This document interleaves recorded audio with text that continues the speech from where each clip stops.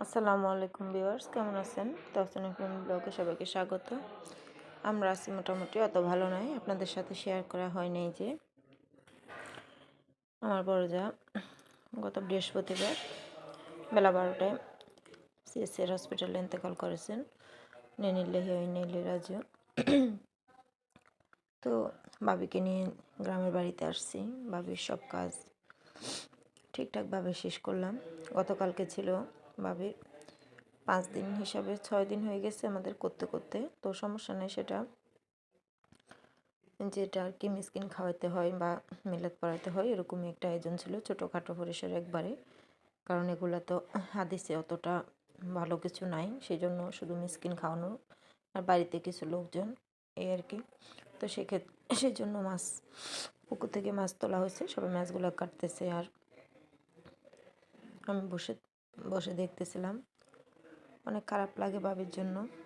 আল্লাহ ওনাকে ব্যস্ত নসিব করুক, ওনার সব গুনাহ মাফ করে দিক, এটাই দোয়া সবার কাছে। যারা পরিচিত আছেন, যারা চিনেন, সবাই দোয়া করবেন আমার জায়ের জন্য। তো পুকুরে মাছ নিয়ে আসছে, সবাই ধুইতেছে। আর এই ভিডিওগুলো আমার মেয়ে একটু একটু করছে, আমিও একটু করছি। অনেকটা স্মৃতি হিসাবে থাকবে, সেই জন্য, আর কিছু না। তাছাড়া আপনাদের সাথে শেয়ার করা হয় নাই যে আমার যা মারা গেছে। উনি ক্লোন ক্যান্সারে আক্রান্ত ছিলেন গত 13 মাস ধরে।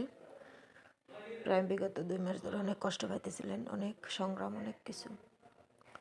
মানুষ যে মৃত্যু যে কত কঠিন রোগ বালাই। ভাবির বয়সও তেমন হয় নাই, অনেক কম বয়সে ভাবি দুনিয়া ছেড়ে আমাদের সবাইকে ছাড়িয়ে চলে গেছে।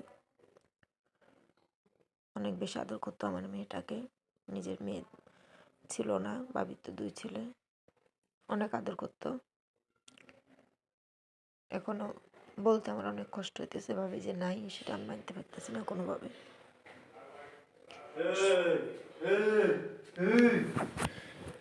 পৃথিবীটা যে কত ছোট আসলে সেটা বাস্তব উদাহরণ। আমরা কত কষ্ট করি, কত কিছু করি, কিন্তু আসলে মরার পরে কিছুই থাকে না। আমার যা অনেক ভয় পাইতো, অনেক, মানে একটা তালা পোকা দেখলেও অনেক ভয় পাইতো, কিন্তু আজকে কোথায় গিয়ে শুয়ে আছে।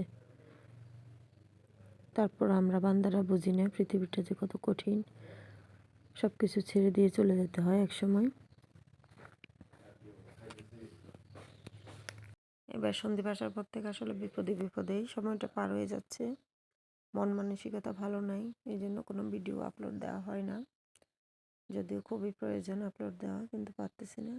তো সবার খাওয়া দাওয়া শেষে ওদেরকে আমি সবসময় খাবার দিই, আরও আছে 2টা, ওদেরকে খাবার দিছি।